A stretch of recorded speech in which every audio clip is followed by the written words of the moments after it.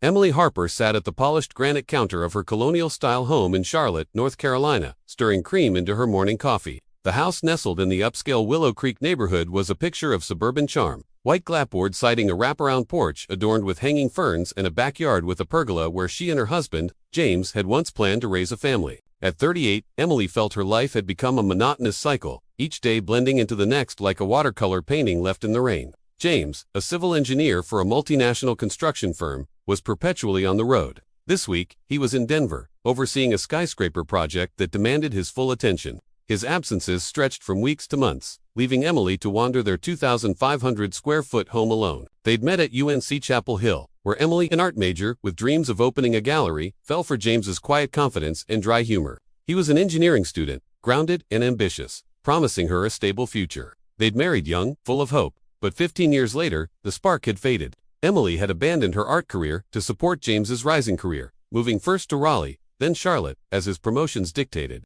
Their attempts at starting a family had been fruitless. Countless doctor visits, fertility tests, and tears ended with a shrug. It's just bad luck. The disappointment carved a hollow space in Emily's heart, one that James's gestures, flowers, texts, occasional weekend visits couldn't fill. That morning, her phone pinged with his message. "Hey sweetheart, Denver's a grind, but I'm thinking of you. Flowers should arrive today. Love you always." Emily glanced at the dining room, where a bouquet of white lilies sat in a crystal vase, their edges already browning. She typed back, "Got them. Miss you too." The words felt automatic, like signing a receipt. She sighed, gazing out the kitchen window at the cul-de-sac, where neighbors jogged or pushed strollers under the Carolina sun. The sameness suffocated her. She craved color, adventure, something to make her feel alive again. In her 20s, Emily had been vibrant, painting bold canvases and exhibiting at local art fairs. She'd dreamed of a loft in New York, where her work would hang in trendy galleries. But James's career took precedence, and she'd set her dreams aside, believing love meant sacrifice. Now, her days were filled with mundane tasks. Grocery shopping at Harris Teeter, yoga classes at the community center, scrolling through Instagram, envying influencers' curated lives. She followed accounts of women jet-setting to Paris, wearing designer dresses, living without restraint. "Why can't that be me?" she whispered, sipping her coffee. That evening, Emily poured a glass of Merlot and sank into the plush sectional in their living room. The TV droned with a reality show about wealthy housewives, their drama unfolding in mansions she'd never afford. Her phone buzzed, James calling from Denver. "How's my favorite person?" he asked, his voice warm but tired. He described the chaos of his job site, the pressure of deadlines. Emily murmured responses, her mind drifting to the emptiness of her days. She wanted more than phone calls and flowers, more than a husband who was a voice on the line. She wanted to feel desired, to live without the weight of routine. Willow Creek was a neighborhood of quiet, luxury manicured lawns, a sparkling community pool, and homes with price tags just shy of ostentatious. 5 months ago, Ethan Caldwell moved into the sleek, modern house next door. At 28, Ethan was a tech prodigy, his augmented reality startup flush with millions from Silicon Valley investors. His Tesla Roadster gleamed in the driveway, and his tailored blazers and Rolex watch screamed success. Ethan's energy was electric, a stark contrast to James's steady reliability. Their first encounter was accidental. Emily was unloading groceries when a bag tore, spilling apples across the driveway. "Need a rescue?" Ethan called, jogging over with a grin that made her stomach flip. His green eyes sparkled as he knelt to help, his fingers brushing hers as they gathered the fruit. "I'm Ethan, your new neighbor." "And you are Emily?" she replied, suddenly aware of her faded jeans and messy ponytail. They chatted, and Ethan's charm disarmed her. "You look like you could use a break," he said. "There's a great cafe downtown, Brood Awakening. Join me tomorrow." Emily hesitated, her wedding ring glinting in the sunlight, but agreed, drawn to his confidence. The next day, they sat at a corner table in the cafe, its exposed brick walls and artisanal lattes a world away from her suburban routine. Ethan talked about his company, his trips to San Francisco, and parties on yachts in Miami. "Life's too short to play small," he said, leaning forward, his gaze intense. Emily felt a spark she hadn't known in years. "What about you?" he asked. "What's your passion?" she faltered, embarrassed. "I used to paint, but now, I just keep the house going. My husband travels a lot." Ethan tilted his head, studying her. "You're more than a housewife, Emily. I see fire in you, waiting to come out." His words ignited something deep within her, a longing she'd buried. Over the next few weeks, their encounters multiplied at the mailbox, the community gym, the farmer's market where Ethan bought her a bouquet of wildflowers just because. He invited her to his deck for drinks, pouring expensive Pinot Noir as they watched Charlotte's skyline glitter. His house was a shrine to success, minimalist furniture, abstract art, floor-to-ceiling windows. Ethan shared stories of skydiving in Hawaii, dining with tech moguls in Palo Alto, and his dream of taking his company public. Emily imagined herself in his world, free from the monotony of her life. "You deserve to shine," he said, his hand grazing hers. Her pulse raced. One rainy afternoon, Ethan invited her inside to escape a downpour. The air between them crackled as they sipped whiskey and talked about dreams. When he leaned in to kiss her, Emily's heart pounded. "This is wrong," she whispered, her voice trembling. Ethan's lips silenced her doubts. "Live a little, Emily," he murmured, pulling her closer. She surrendered, the kiss igniting a fire she'd forgotten she could feel. For the first time in years, she felt alive.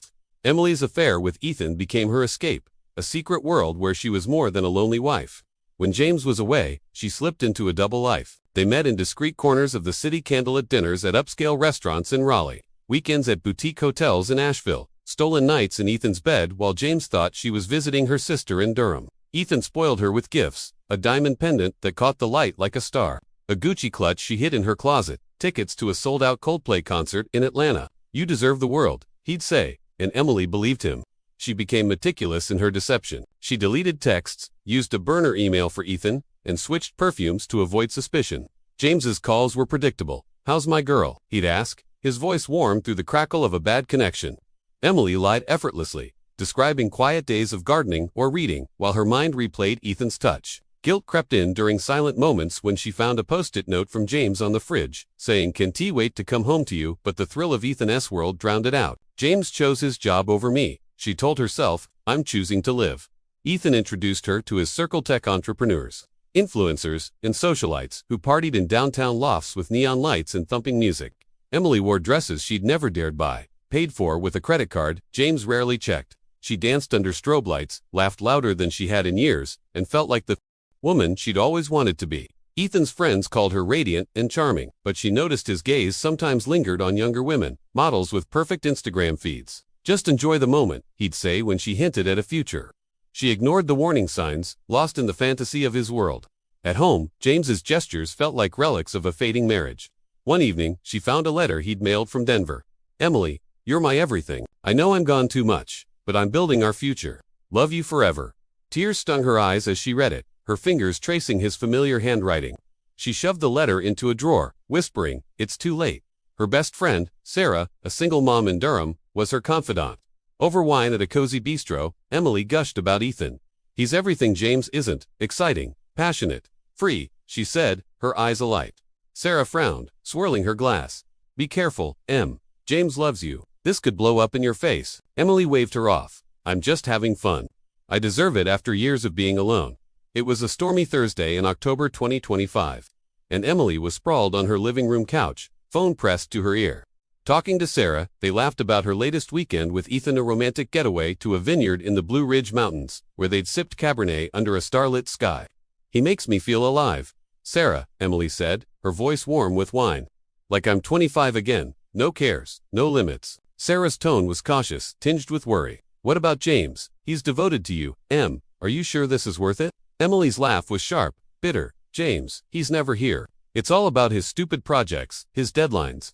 I don't love him anymore, Sarah. I wish he'd just disappear before my birthday. Then I could be free. No guilt." The words spilled out, fueled by frustration and Merlot. Sarah gasped. Don't say that. You don't mean it." "It's just talk," Emily said, brushing it off with a forced chuckle. But the words felt heavy, like a curse whispered into the universe. Unbeknownst to her, James had caught an early flight from Denver, planning to surprise her for her 39th birthday, just a week away. He stood in the hallway, a bouquet of roses in hand, his suitcase at his feet. Her words echoed through the door. "I wish he'd just disappear." His chest tightened, the flowers slipping from his grip to the hardwood floor. His heart, once so full of love, shattered without a word. He turned, grabbed his suitcase, and drove to a Marriott in uptown Charlotte. In his hotel room, James sat on the edge of the bed, staring at the city lights through a rain-streaked window. He'd always trusted Emily, believed their love was unshakable despite the distance. Her words cut deeper than any betrayal could. He cried, a rare release for a man who prided himself on stoicism. By dawn, he'd made a decision that would change everything. The next morning, James met with a divorce lawyer in Charlotte's business district, a glass tower overlooking the city. "I want it clean and fast," he said, his voice steady despite the pain in his eyes. The lawyer drafted papers, a 50-50 split of assets, no alimony, no contest. James gave up the house, their shared SUV, and even the savings account they'd built together, wanting only to sever ties. He quit his job, citing personal reasons, sold his pickup truck, and opened a new bank account with what little he kept. Before leaving, he wrote a note on hotel stationery. "You wanted me to disappear. I've done as you wished." He bought a one-way ticket to Portland, Oregon, drawn to its quiet beauty and the promise of a fresh start. He and Emily had once talked about visiting the Pacific Northwest, dreaming of hiking its trails and exploring its coastline. Now, it was his escape, a place to rebuild without her shadow. Emily didn't notice his absence at first. She texted him Friday morning, expecting a reply about his flight home. His phone was off, probably a dead battery, she thought. Distracted by a flirty message from Ethan, Saturday passed without James's usual call, and worry crept in. She called his office Monday. He resigned Friday. Panic surged, her heart racing. She contacted his brother in Raleigh, his college friend in Atlanta. No one knew where he was. He just left, his brother said, confused. Tuesday, a courier knocked on her door, delivering a manila envelope. Inside were divorce papers, meticulous and final, and James's handwritten note. Emily's hands trembled as she read his words. She collapsed onto the kitchen floor, sobbing uncontrollably. No, this isn't what I meant. She called his number repeatedly, left voicemails begging him to talk. To explain, nothing. James had vanished like a ghost. Ethan, hearing the news, pulled back immediately. "This is too messy, Emily," he said, his tone cold over the phone. "I don't do drama." Their meetings dwindled, then stopped entirely. Within weeks, he was posting Instagram photos with a new girlfriend, a 24-year-old influencer with 1 million followers and a penchant for designer bikinis. Emily was alone, her fantasy world crumbling like a sandcastle at high tide. The news of Emily's words spread through Willow Creek like wildfire. Sarah, guilt-ridden for sharing the conversation with a mutual friend at a book club, couldn't stop the gossip. Neighbors whispered at PTA meetings, the community pool, even the local coffee shop.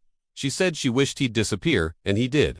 Emily's parents, devout Baptists who attended church every Sunday, called her from their home in Greensboro. "You threw away a good man," her mother said, voice heavy with disappointment. "You need to make this right with God." Her father was blunter. "You're reckless. Emily, you broke a sacred vow." Old friends distanced themselves, unfollowing her on social media or declining her invitations to dinner. The neighborhood, once a haven of friendly waves, became a gauntlet of judgmental stares. Emily stopped attending yoga classes, shopped at a grocery store across town to avoid prying eyes. She tried painting, hoping to find solace in her old passion, but her canvases were dark, chaotic swirls of gray and black, reflecting the storm in her soul. Nights were sleepless, haunted by memories of James's quiet smile, the way he'd hum Beatles songs while flipping pancakes on Sunday mornings, the steady warmth of his embrace. It was just a stupid phrase, she told herself, pacing the living room at 2 a.m. Just words. But the damage was irreversible. She tried tracking James. His LinkedIn profile was deactivated. His email bounced back. A former colleague mentioned he'd moved to Oregon, possibly teaching at a community college in Portland. Emily pictured him there, starting over, free of her betrayal. The thought was a knife to her heart, twisting with each imagined scene of his new life, maybe a cozy house, a new love, a child they'd never had together. Sarah tried to stay close, but their friendship strained under the weight of guilt. "I shouldn't have told anyone," Sarah confessed over coffee, tears in her eyes. Emily shook her head. "It's not your fault." "I said it," but the words echoed in her mind, a mantra of regret. The community's judgment, her parents' disapproval, and her own self-loathing became a prison, locking her in a cycle of shame. 5 years later, Emily, now 44, sold the Charlotte house and moved to a one-bedroom apartment in Asheville, a bohemian city nestled in the Blue Ridge Mountains. The apartment was small but cozy, with a balcony overlooking a street lined with art galleries and coffee shops. She worked part-time at the River Arts District Gallery, selling her paintings online to supplement her income. Her art had evolved somber abstracts in shades of gray and blue, with occasional bursts of gold, reflecting her inner turmoil and faint hope. Collectors on Etsy and Instagram praised her work as raw and haunting, but sales were modest. Emily started therapy with Dr. Susan Larson, a kind but direct psychologist who specialized in grief and guilt. "Words have power," Dr. Larson said during their first session, her glasses perched on her nose. "Yours hurt, James, but they're also hurting you. You can't change the past, but you can choose how to move forward." Emily nodded, tears streaming as she recounted the night she'd lost everything. She began journaling, pouring her regrets onto the page. "I didn't mean it," she wrote. "I loved him, but I lost myself in wanting more." She reconnected with Sarah, who'd moved to Asheville for a teaching job. Over coffee at a quirky cafe with mismatched chairs, Sarah apologized again. "I feel awful about spreading what you said." Emily hugged her.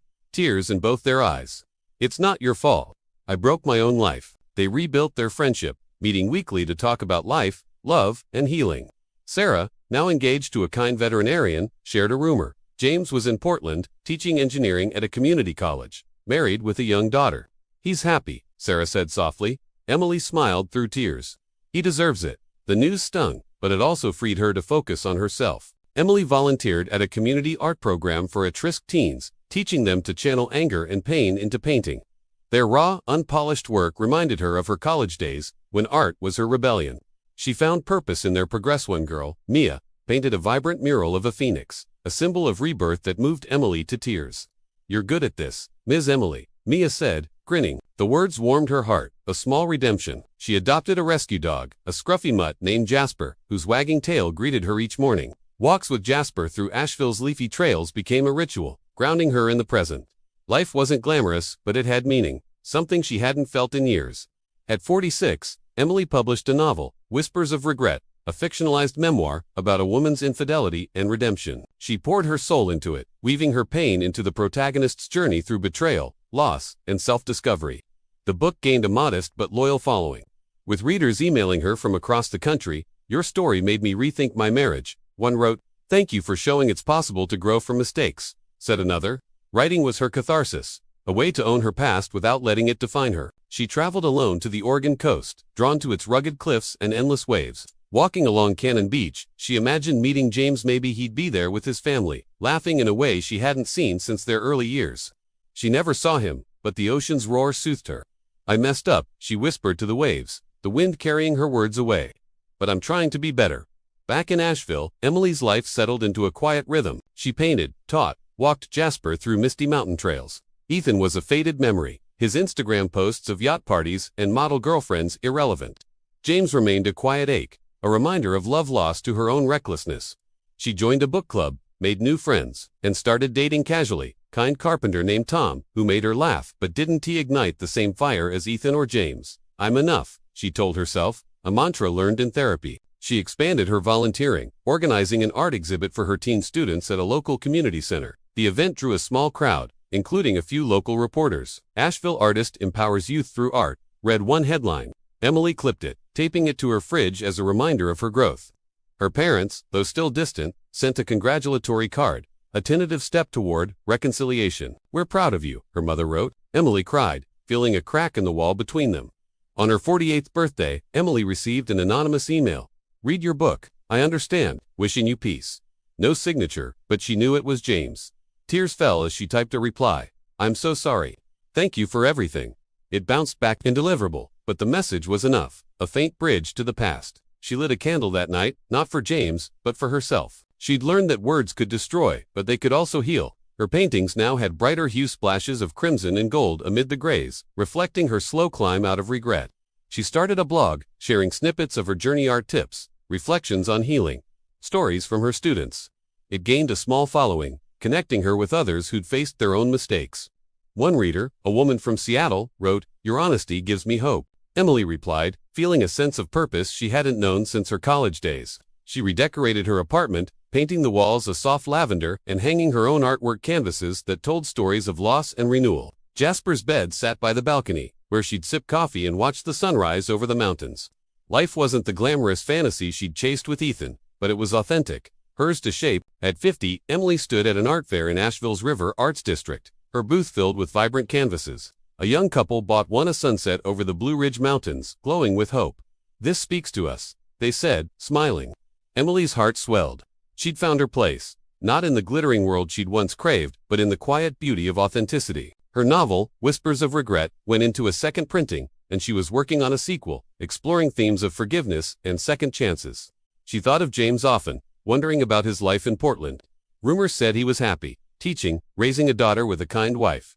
She hoped it was true. He deserved it after the pain she'd caused. Emily's students threw her a surprise party at the community center, presenting her with a group painting a collage of their work, vibrant and chaotic, signed with their names. "You're the best, Ms. Emily," Mia said, hugging her. Emily cried, overwhelmed by their love. She'd become a mentor, a guide for kids who reminded her of her younger self. One evening, as rain tapped her apartment window, Emily opened her laptop to find another anonymous email. "Keep painting. You're finding your way. She didn't know if it was James or a reader, but it didn't matter. The words felt like a blessing, a sign she was on the right path. She replied, "Thank you. I'm trying." On a crisp fall evening in 2030, Emily stood in her tiny studio, finishing a new painting, a coastal scene inspired by her Oregon trip, with waves crashing under a golden sky. Jasper, now graying, snored at her feet. Her phone buzzed with a message from a student. "Thanks for believing in me, Ms. Emily." She smiled, knowing she'd made a difference. The past lingered, a quiet ache for James, a lesson in the power of words. But it no longer defined her. Emily Harper was no longer the woman who'd wished her husband away. She was an artist, a teacher, a survivor, painting a life of resilience, one vibrant stroke at a time.